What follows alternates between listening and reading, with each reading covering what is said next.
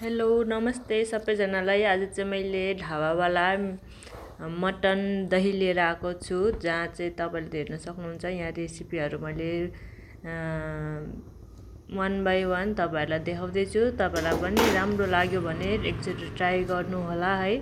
मैले यहाँ एउटा ठुलो डेक्ची भनौँ यो कसौटी बसाएको छु। यसमा मासु मजाले पाक्छ। यसमा चाहिँ मेन भनेको हाम्रो लोकल घिउ चाहिन्छ हैन। यो चाहिँ तेलमा पाक्दैन, घिउमा पाक्छ।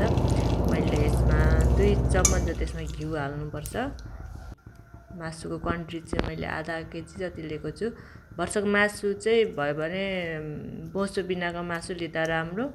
अनि मैले यहाँ गरम मसलाहरू ठुलो अलैँची अनि दालचिनी यिनीहरूमा चाहिँ तपाईँले जुन जुन गरम मसला स्वाद अनुसार हाल्न सक्नुहुन्छ। अरू पनि मैले त्यति नै हालेँ। अनि यसमा 1 पाउ जति मसिनो काटेको कस्टुको प्याज हाल्ने। यसमा मजाले भुटेर त्यसलाई रातो हुन्जेलसम्म भुट्ने।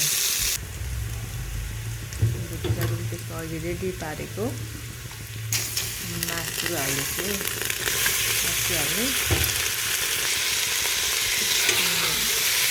मासुको कलर हल्का ब्राउन भइसकेपछि त्यसमा हामीले अदुवा लसुनको पेस्ट हाल्छौँ। अघि मैले रेडी पारेको अदुवा लसुनको यो पेस्ट, अदुवा लसुनको पेस्ट हालेपछि यसलाई पनि मजाले भुटेर मासुसँग यसलाई पनि मजाले भुटेर हल्का पानी हाल्दै यसलाई भुट्न सकिन्छ।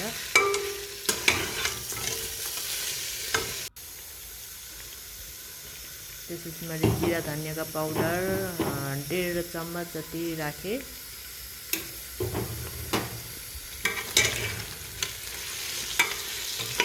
जिरा धनियाँको पाउडर पनि मजाले भुट्ने मासुसँगै।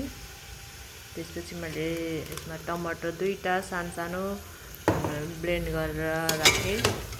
टमाटर चाहिँ धेरै नहाल्नुलाई, किनकि यसमा दही मेन भनेको दही पनि आउँछ नि त। दहीले अलिक उयो गर्छ। अनि यो चाहिँ तपाईँलाई कश्मिरी लाल मिर्च कतिको पिरो खानुहुन्छ। यो चाहिँ मैले पिरो पनि हल्का पिरो हुने खालको पनि लिएको थिएँ, त्यही भएर यो मैले 2 चम्मच राखेँ।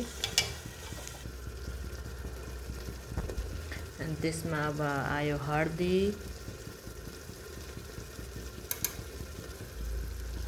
लोकल हर्दी हो यो चाहिँ।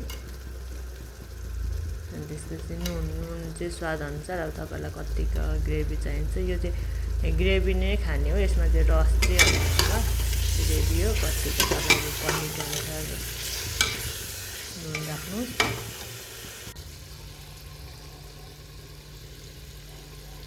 त्यसपछि मैले दही यसमा मेन चाहिँ दही नै छ। दही र लोकल घिउ। मैले 1.5 प्लेट जति दही राखेँ। दही चाहिँ धेरै अमिलो होइन, नर्मल दही भयो राम्रो, धेरै राम्रो हुन्छ। अमिलो छ भने भर्सक धेरै कमै हाल्दा राम्रो हुन्छ। यसलाई मजाले चलाउने।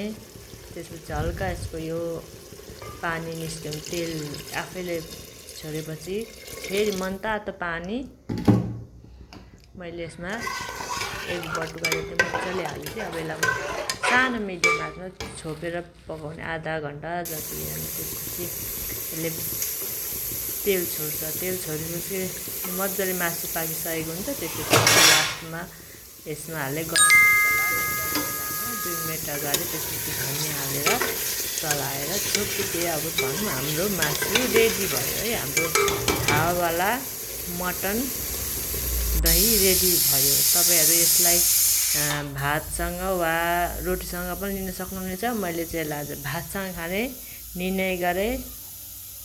तपाईँहरू पनि एकचोटि ट्राई गर्नुहोला। मन पर्यो भने लाइक, सेयर, कमेन्ट गर्नुहोला। हस्, धन्यवाद।